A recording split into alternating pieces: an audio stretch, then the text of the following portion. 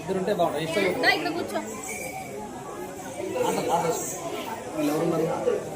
ఇది అన్న dancers boys పాటనే కాలేదు నా దగ్గర వాళ్ళందరూ కంట్రోల్